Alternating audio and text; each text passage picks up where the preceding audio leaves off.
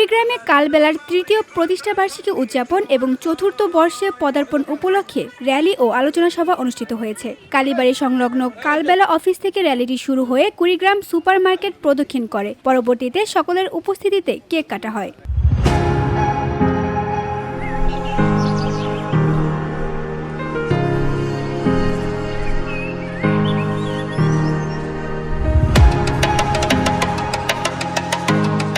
প্রতিষ্ঠাবার্ষিকীর অনুষ্ঠানে অংশ নেন সাবেক এমপি মোহাম্মদ ওমর ফারুক, সাংবাদিক মোহাম্মদ শফিকুল ইসলাম বেবু, সাবেক মেয়র মোহাম্মদ আবু বকর সিদ্দিক, সাবেক অধ্যক্ষ মোহাম্মদ শরীফউদ্দিন রিন্টু এবং অ্যাডভোকেট আশরাফ আলী। অনুষ্ঠানে সভাপতিত্ব করেন কালবেলার জেলা প্রতিনিধি সায়েদ আহমেদ বাবু। আমি কালবেলার প্রতিটি সংবাদ, কালবেলা পত্রিকা সবসময় আমি লক্ষ্য করেছি, কালবেলা অত্যন্ত সাহসিকতার সহিত, কাপড় সত্য না, বীরত্ব সহকারে বীর পুরুষের মতো কালবেলা যেভাবে বস্তুনিষ্ঠ সংবাদ পরিবেশন করেছেন এবং প্রত্যন্ত অঞ্চলে যেখানে ঘটনা সেখানে উপস্থিত, শুনে না স্বয়ং, মিথ্যা না সত্য, এই সত্যনিষ্ঠ সংবাদ পরিবেশনের জন্য আমি কালবেলাকে অনেক অনেক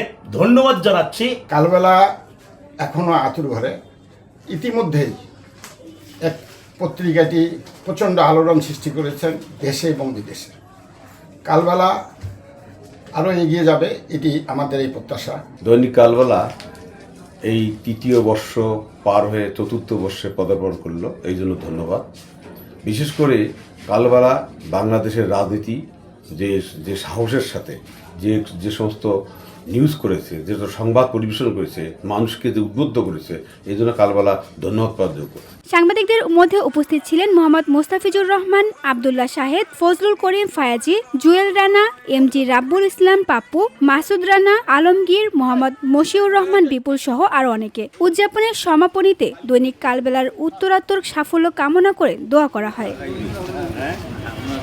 ভিওডি বাংলা নিউজ ডেস্ক।